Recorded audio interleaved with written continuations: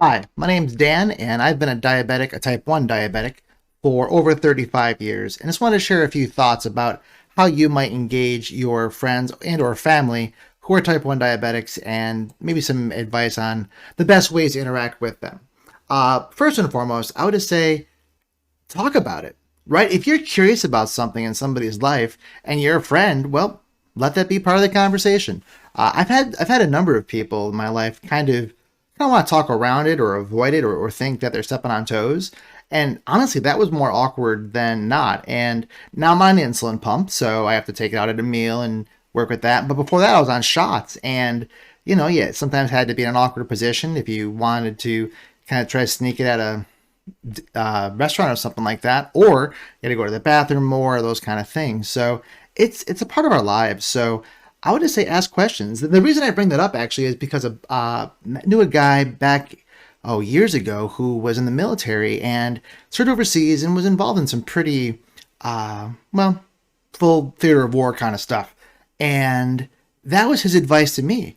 I was chatting with him like, so what's it like? What's weird about it? And he said the weirdest part about it was he came back after a long tour and no one wanted to talk to him about his life. He had been gone and they just kind of wanted to treat it like that was some event that didn't happen or say thank you for your service, but never had any follow up questions or anything like that. It just felt things that we can't talk about kind of build this like built in sense of shame or awkwardness or something like that. And just by talking about things, it just helps normalize them and make them a part of life. I would balance that with figure out the line, right? I'm a pretty open person. I'm very comfortable talking about things that some folks might find more private or just be more awkward about. So you got to kind of figure out who you're talking to, what is that line. But frankly, if you're talking about personal things in your life that affect you, that are influencing your decisions, your priorities, with a friend and you've never talked about a life altering disease that they have that might affect their future ability to see or all manners of things, it just seems like an odd thing to leave out of the conversation. So I would say figure out that line, but try to press into it if you are indeed a friend of someone who's type 1 diabetic.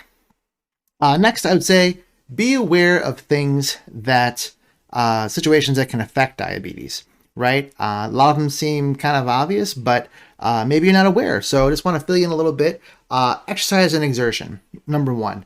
If we are taking a hike or doing something, it's going to affect me differently than it would if you're not a diabetic, right? The way I burn sugar and my body's ability to compensate and balance that is just not as tuned as someone who's not diabetic. So exercise and exertion. We need to be a little bit more mindful. And sometimes if we're newer at this or we're doing something that is of greater exertion, I actually recently did a 5-day hike on the Appalachian Trail. And man, I had to talk my two guys I was hiking with, talk them up a lot about what to do in certain circumstances. I had to carry a lot more stuff because of medical needs and just glucose. I had these little packs of sugar that I would have to take as a little gel. And exercise like that affects me wildly different. Of course, carbs. We just talked about sugar and stuff like that. So if we're all having pizza or grabbing a beer, those kind of things, it affects us different. So exercise, carbs. One that's really hard to put a number to, but at least I find affects me as a diabetic a lot, but in ways that is really hard to connect is stress. Stress certainly gets your metabolism kicking up, your brain starts to burn carbohydrates as you're trying to solve a problem, or maybe your body's in a little bit of fight or flight syndrome kicking in. All those things can influence how my body burns insulin, calls for sugar, support, etc. And it's really hard to notice. And the reality is no one's playing basketball and isn't aware on some level that they're exerting. When you're stressed, your brain's distracted, you're not able to think clearly already because something is weighing on you. If that goes on for a long period of time, or you have a day of just back to back to back difficulty, you can actually have that impacting you pretty severely and not be as cognizant of the fact that I'm having a very stressful day. Where playing basketball, you know that you are playing basketball. So I think it might be good for folks just to be a little bit aware of that. And the one that's hardest to interact with or have a direct access to, but as the diabetic, just insulin or medications. If you're a type 2 diabetic, we can mess it up. We can make mistakes. We can have to respond. Or, maybe we're out at a party or doing something where you kind of have a meal, but you kind of keep eating, or you have some drinks afterwards, or things like that, where the need for insulin continues on. And if, we're making mistakes and not thinking of those things, it can impact us. And we need that insulin to help offset the carbs we've already had. Another thing I would tell folks is sometimes I need help, right? I said I was pretty open earlier about my feelings and things for the most part, but I think like a lot of folks, I don't always receive help the best. Something maybe says pride or something in me just doesn't want to need other people as much, or want to keep that group small. It wasn't too long ago I was meeting up with somebody and we were talking at great length, and my schedule was kind of screwed up and I had a few things throwing me off. And he finally asked, he's like, "Are you okay, man? You're not making as much sense as you were a little bit ago." And I had failed to realize that my blood sugar had dropped.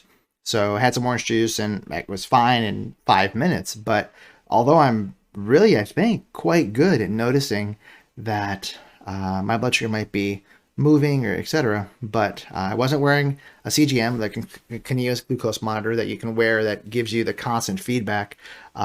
I needed someone else to speak up and speak into my life a little bit. So if you're in that position, you may have to ask an awkward question. You may have to press in a little bit, and certainly, but far worse, if someone's just physically not capable, or they're not making reasonable decisions anymore. They're acting as if they're inebriated, but they haven't had anything to drink. You've got to be responsible and perhaps step in for somebody who can't make those choices. I know sometimes when my blood sugar is low, my wife could probably back this up better.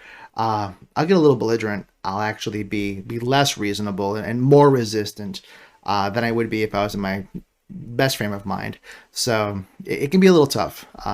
And that's just me personally. Maybe it affects other people differently, but I've heard similar stories from other diabetics. So that's one that I think if help's needed, feel free to step in and help.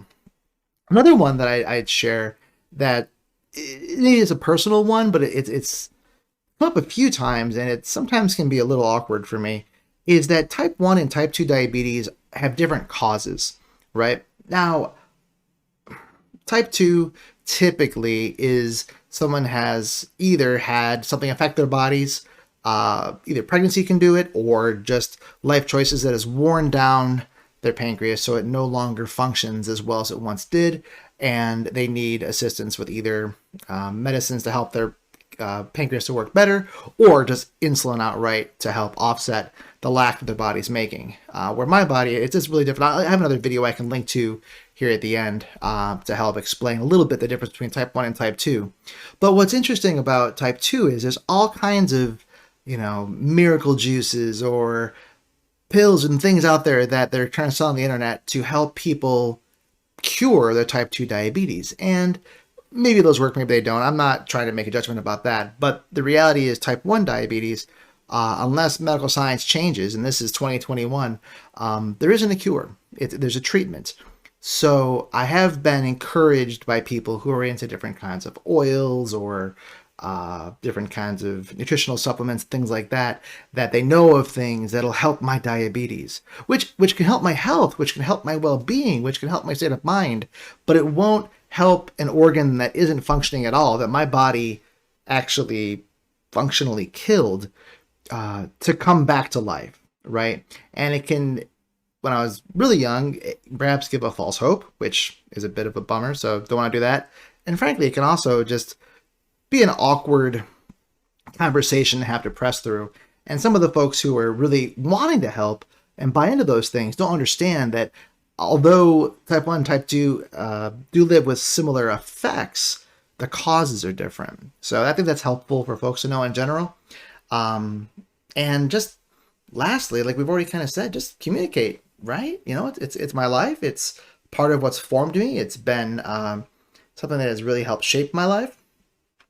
In some really good ways. So I would encourage you to just be curious, ask questions. I would love to share. So those would be some thoughts I would encourage you. If you have a friend who's a type 1 diabetic, just chat it up and see what that might be about and how you can be a good friend to those individuals. If you like, I would love it if you'd follow me and click subscribe below. That'd be a huge help to the channel as we're trying to get things built up and help some folks with type 1 diabetes. If you also like the link, we have a video here you can click on about the difference between type 1 and type 2 diabetes, and also another video about how diabetes has shaped my life and some of the ways that it's been maybe more personally nuanced, but has been a big part of forming me into who I am. So thanks for tuning in. You have a great rest of the day. We'll see you back here on the channel soon. Talk to them. Bye-bye.